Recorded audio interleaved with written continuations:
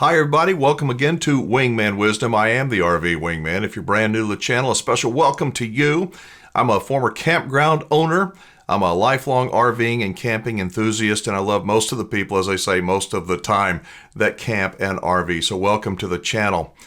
The purpose of Wingman Wisdom is we sit around a virtual campfire. It is not to help you think like me. It is to help you think, bring up ideas and thoughts that might help you make better decisions as you buy and sell an RV, and certainly as you own one.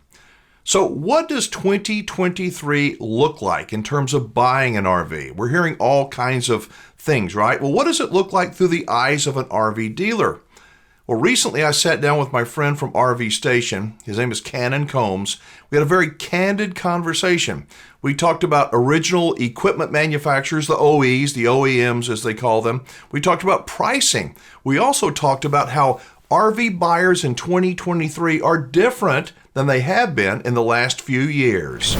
All right, Mr. Wingman, approved RV dealer. How does 2023 look for you? Seriously, from an industry perspective, how has 2023 changed compared to the last couple of years? I think we're back to reality, right? So, 2020, mid 2021 were awesome. 22 started out of the gate unbelievably. And then we just had kind of every headwind that you could think of for our whole industry kind of hit.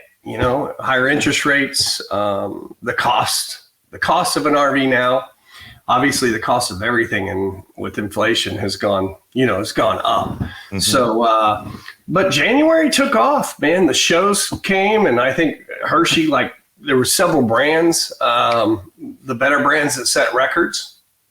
I keep hearing reports from pretty much every show that it's done real well. Of course, we just came out of the Houston show, and it's funny because traffic was a little bit down, but sales were up. So we actually sold more this year than last year. So wow. I would definitely go with very optimistic for 23, even though I don't see anything like 21 numbers. Right. I kind of look at that as a kind of a shot in the arm for us in our industry. It was, it was bad for the world, obviously, but and unfortunately it stunk for a lot of people, but people couldn't get out. So they came and they bought RVs, just tons of RVs. So, but now we're back to reality. Now it's, and reality is like just pre-COVID. It's not bad because the reality is still pretty good. It's just not crazy, which I think provides great opportunities for dealers. The shows that I've gone to, Cannon, the buyers seem, like you said, the numbers do seem to be lower in terms of attendance, but the buyers seem to be more astute. They're more calm. That a lot of them are taking notes. They seem to be asking much deeper questions, which is a good thing because they're making the right decision out of the gate instead of just making an emotional one. What are you seeing? I mean, same thing. A lot less impulsive buyers and a lot more educated buyers, which is, it's good for the dealers that treat their customers right? It separates us. So, no, we do see that. January was actually very good for us, and we think as we go along that we're going to see more educated buyers go onto the lots and making educated decisions. You've got to, as the owner of the dealership, you got to love that. I mean, I would think because that means future problems are going to be minimal from, Yes. Yeah. I mean, it's kind of been our MO the whole time. Is like, hey, look, we're building relationships with these customers. We want to take care of them. And if we do that, they're going to come back. They're going to send their friends and stuff like that. So, the more educated a customer is, it's way better for all of us, really. It's better for everybody in the industry. Now, it's going to separate some of the brands that aren't quite up to par, right? Mm-hmm. It's definitely going to take out, I wouldn't say OEs. Obviously, there's only, 3 major OEs now. So, but some of the brands that aren't, keeping up and the quality's kind of come down, they're going to slowly go away. It's the same with the dealerships, right? The dealerships that don't take care of their customers. And I mean, sooner or later, it's going to catch up with them. Same thing with the brands, I think. But that's a good thing. I mean, for the consumer, that's a yes? Oh, for sure. I mean, I think it's good. I mean, I think as we evolve, the business keeps getting, we're a lot more innovative. Like you said, with the customers educated and what we're doing as an industry, I mean, the products that they're spitting out, the good ones are phenomenal.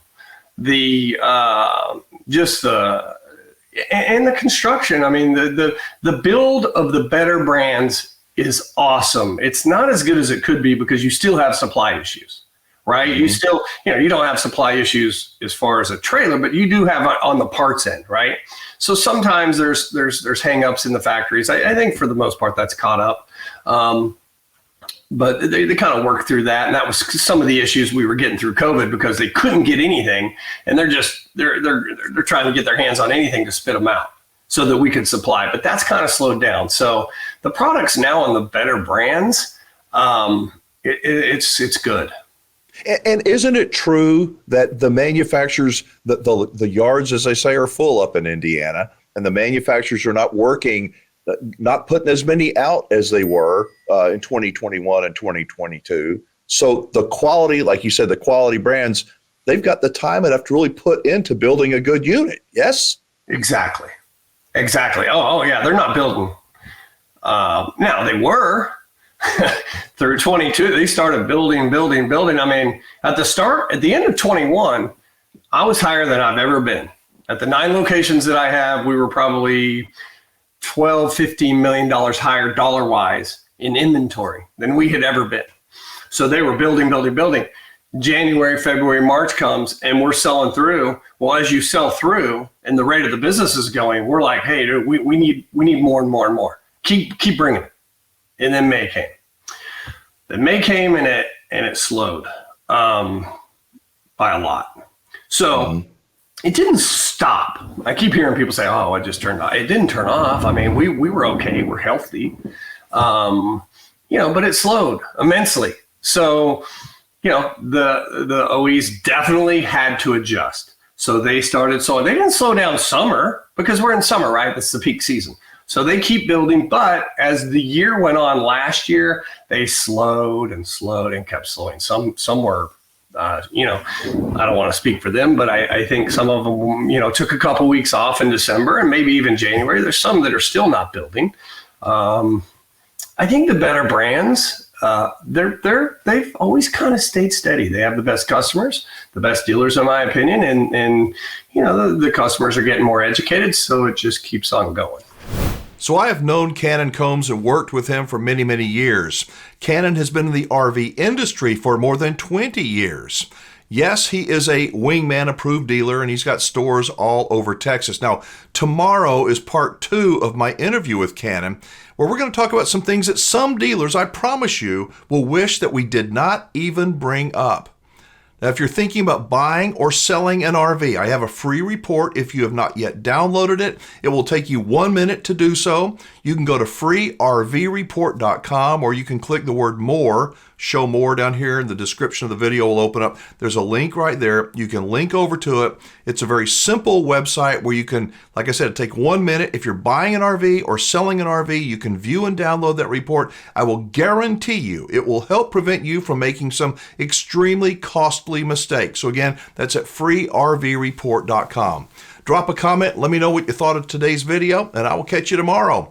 I'm Alan Warren, the RV Wingman. Be safe, have fun, play nice, and don't leave your good manners at home.